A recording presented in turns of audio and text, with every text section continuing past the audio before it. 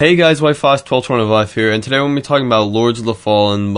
It's really great to be back. I know I took like a week off or something like that, like 5 days. I was actually in Canada on a trip, but I'm back now, so videos should be going back to normal schedule. So we're going to be talking about Lords of the Fallen today, which is a new action RPG that's going to be coming out in 2014. So we're just going to be talking about the story, and then we're going to be talking about the gameplay. On the screen, first you're going to see like some cinematic shots, and then you're going to see some actual gameplay. So let's talk about the story. So basically the basic premise is that a few thousand years ago, the people of some world defeated their god. And so they trapped him underground. It's been like fine for 1,000 years, but now his army is starting to come back. So you play as a character named Harkin, and he's like a really, from what it sounds like, he's like a really well-developed character. He has sort of like a dark backstory. The developer said he's sort of like fighting evil with evil. He definitely seems like a really interesting character.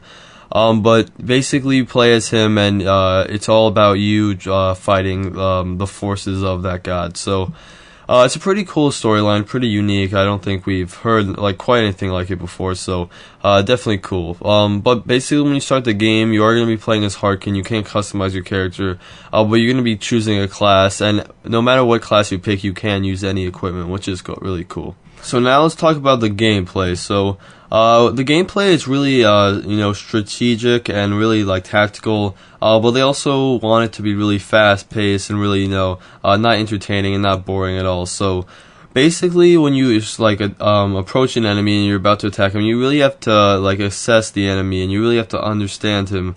Like especially in a boss fight, you're gonna have to look at what the boss is doing.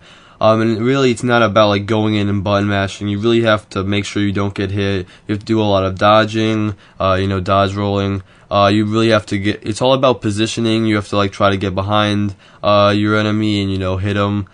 So it's really cool. It looks pretty fast paced. Again, like I find a lot of tactical games like maybe turn based games, I find them really boring, but this definitely looks cool and doesn't look like at any point you'd be bored. The gameplay looks really fluid, and it looks really great. Alright, so let's talk about the boss fights. So there are going to be a lot of boss fights in the game. The one really unique thing about the boss fighting mechanics are that the health bar is like in fragments. So once the health gets past a certain point, some sort of dynamic situation will happen. So in the gameplay we saw, once the health got past a certain point, the boss you were fighting lost his shield, and he turned into more of an offensive based boss. So really the sort of gameplay of that boss is going to change as you fight, which is pretty cool, because if a boss fight is lasting 5 minutes, you might get bored, but if the mechanics keep changing, it's gonna keep you on your feet, and also you're gonna have to change up your strategy, which is pretty cool. So the boss fight looks really cool, and we got to see that in the gameplay, and it looked really great. Now let's just talk about the world a little bit. It's not an open world game, which, it upsets me a little bit. I'm a huge open world fan, but this game is going to be set up more in like a zone type of setup. So you can, go back to places that you discovered, and the one thing that they're doing to encourage that is that, when you go into like an old zone, some new storylines have opened up from things you've maybe done in a different zone, and there's, some different quests to do and things like that. So it is going to encourage going back, but definitely not open world and really more zone based, which is a little upsetting.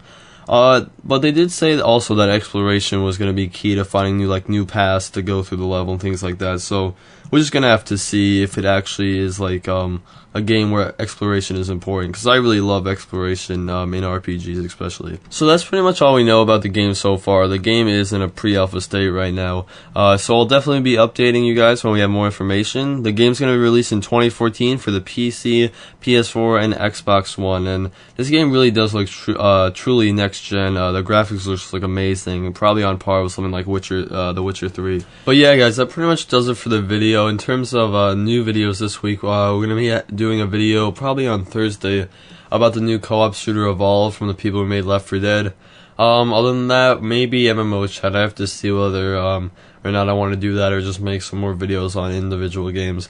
But other than that, we have Elder Scrolls Online Saturday. A lot new information coming in, so that will be a longer video, and I'm really excited to get that information out to you guys. So thanks for watching guys, and I'll see you in the next one.